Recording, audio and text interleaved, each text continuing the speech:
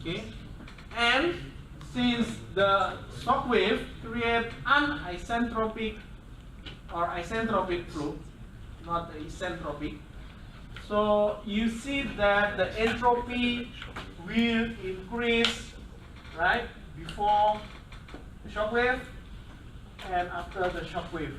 So if you look at the definition of entropy, Cp ln T1 minus that.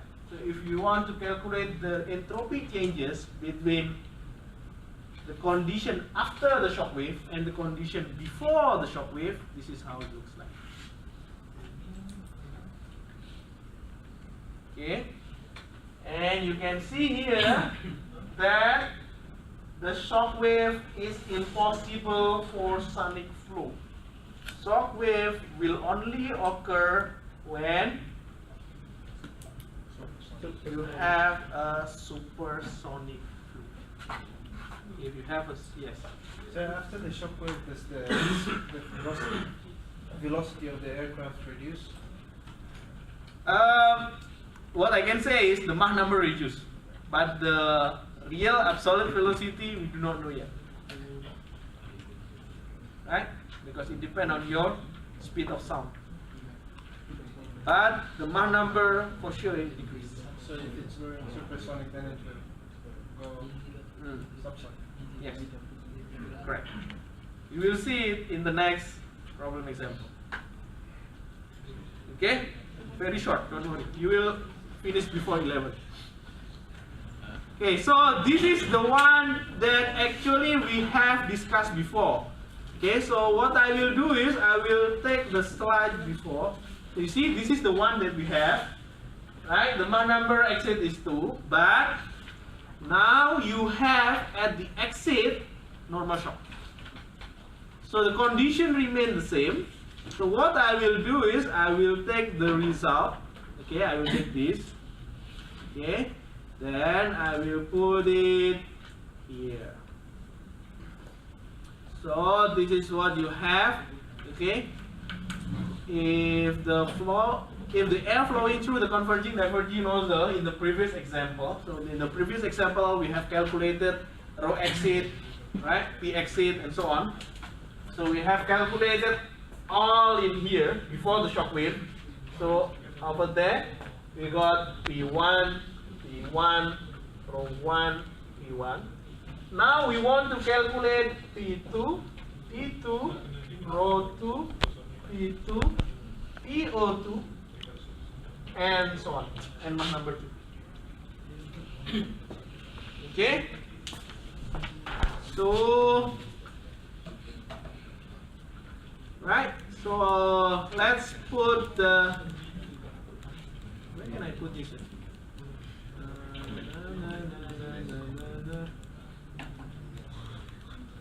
Yeah, okay, I will put the new slide there and I will put it here. Okay, I think it will be just good.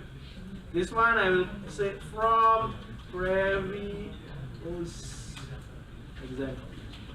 Okay, so from the previous example we have P exit is 127, P exit is 444, rho exit is given and so on. This one is the condition before the before the shock wave. You can see the velocity is 845.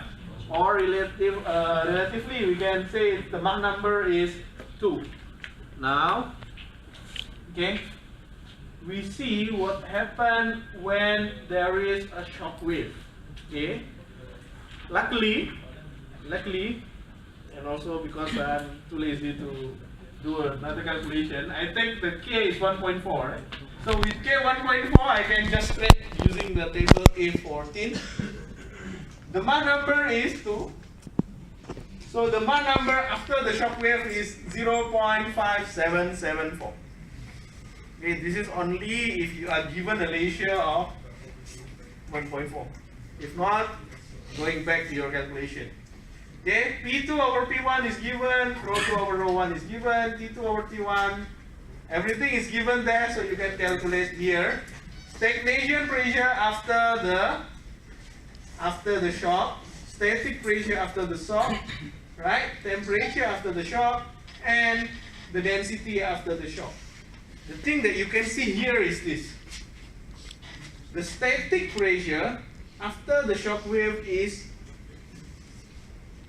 increase or decrease? Increase. The stagnation pressure is decrease. If stagnation pressure is decreased, while static pressure is increased, so something has to be decreased. What's that? Your stagnation pressure decrease. At the same time, your static pressure increase. And the T2 is increased.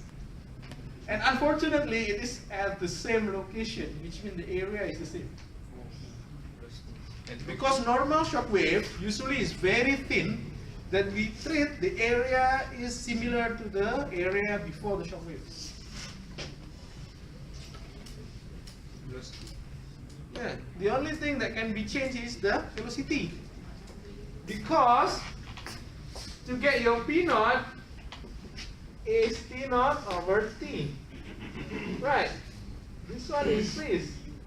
So the only thing that maybe happen is this thing, right? Because T naught is T1 and this one is increased P square over 2 Ct. So the only way that can decrease is the velocity.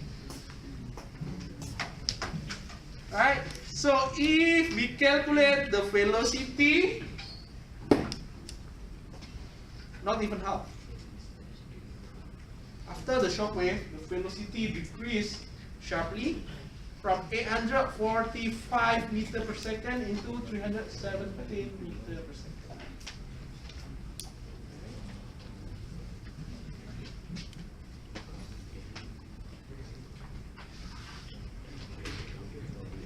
Okay, and you can see the entropy is increasing by 0.0942 kilojoule per kilogram Kelvin. This one you calculate using that by having T2 and T1. Once you get T2 and T1, you can calculate S2 minus S1. Oh, this one not from the table. This one you have to calculate. For T1 T2, yes. You use the table, and then once if you have calculated T1, you can put it there. Okay, this T1 is not the inlet condition. T1 is not this. Remember that. T1 is condition just before the shock wave. Okay, if you use T1 in here, that's it. Okay, any question? Yes. Shock waves just happen suddenly for no reason. The reason why the shock wave occur is when your back pressure is higher than 0 but lower than the critical pressure. You remember last time? But the problem is we do not know what value it is. You need to do a lot of calculation and experimentation. Yeah. See? The shock wave occur when your pressure is below the C but still higher than 0. If it is 0, then there will be no. Huh? Any other question? No question? Yes, Akram. Do we have to memorize all these equations? No, it will be given. It will be given in a lump. So which one you use, it's up to you. Right? The rule is still same again. All the needed or all the required information is given, but not all the given information is required. We are engineers, usually like that. No. Engineer is even worse.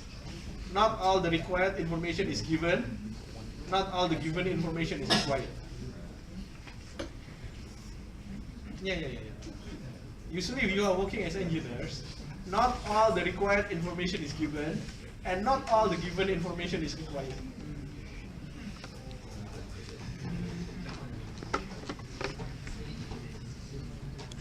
Okay, that's why rule of thumb will usually come from engineers, not from scientists. Okay, no question?